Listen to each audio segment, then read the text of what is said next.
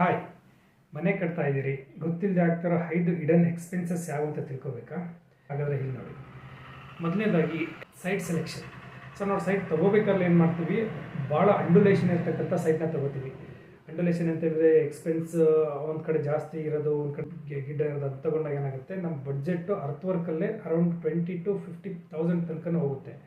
So ಈ ಎಕ್ಸ್ಪೆನ್ಸ್ನ ಬಿಗಿನಿಂಗಲ್ಲೇ avoid ಮಾಡಿ. Second one, government ಅಪ್ರೂವಲ್ಗೆ ಅಂತ ಹೋದಾಗ ನಮಗೆ ಗೊತ್ತಿರೋದಿಲ್ಲ ಅಪ್ರೂವಲ್ ಚಾರ್ಜಸ್ ಎಷ್ಟಿದೆ ಅಂತ ಹೇಳ್ಬಿಟ್ಟು. ಒಂದು 30-47ಗೆ G+1 ಬಿಲ್ಡಿಂಗ್ಗೆ usually around 50,000 to 70,000 rupees government fees ಇರುತ್ತೆ. ಅದ್ರ ಜೊತೆಗೆ water connection charges, electrical labour charges ಇವೆಲ್ಲ ಅಡಿಷನ್ ಇರ್ತವೆ. ಅವೆಲ್ಲ ಸೇರಿ ಅರೌಂಡ್ 30,000 to 40,000 ತನಕ ಹೋಗುತ್ತೆ.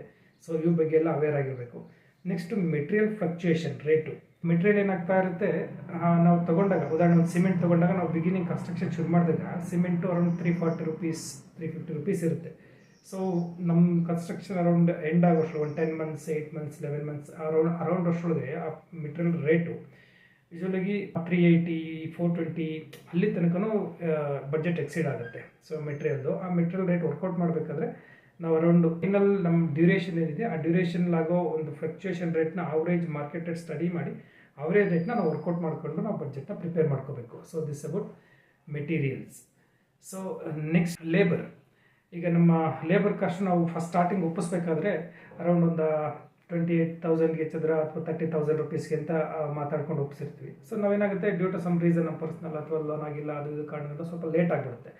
ಅವಾಗೇನಾಗುತ್ತೆ, ನಮ್ಮ ಮೇಸನ್ನವರು ಸೊ ಯೂಶ್ವಲಿ ಎಕ್ಸ್ಟ್ರಾ ಲೇಬರ್ ಕೇಳ್ತಾರೆ. ಇಫ್ ಸಪೋಸ್ ಅದನ್ನು 30,000 ಒಪ್ಪಿದ್ವಿ ಅಂತ ಹೇಳಿದ್ರೆ ಅದನ್ನು 35,000 ಕೊಡಿ ಸರ್, ನಮ್ಗೆ ಜಾಸ್ತಿ ಆಯಿತು ಬಡ್ಜೆಟು, ಹಿಂಗೆ ಎಕ್ಸೀಡ್ ಆಗ್ತಾ ಇದೆ ಅಂತ ಅವ್ರಿಗೆ ಕೇಳಿದ್ರಿಂದ ಅರೌಂಡ್ 20% ರೇಟ್ ಇನ್ಕ್ರೀಸ್ ಆಗುತ್ತೆ, ಅರೌಂಡ್ 20%. ಸೊ ಅದು ಕೂಡ ಒಂದು ಹಿಡನ್ ಕಾಸ್ಟ್. ಕಡೆಯದಾಗಿ 5ನೇದು ಫಿನಿಶಿಂಗ್ ಕಾಸ್ಟು.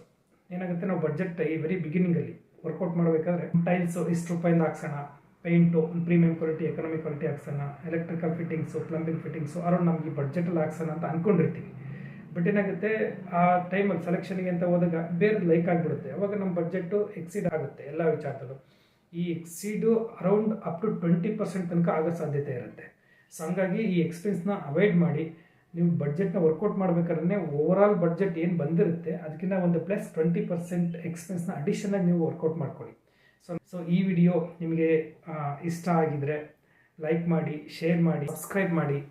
ಜೊತೆಗೆ ನಿಮ್ಮ ಸ್ನೇಹಿತರಿಗೆಲ್ಲರೂ ಕೂಡ ಈ ವಿಚಾರದ ಬಗ್ಗೆ ಸ್ವಲ್ಪ ಅವೇರ್ನೆಸ್ ಮೂಡಿಸಿ.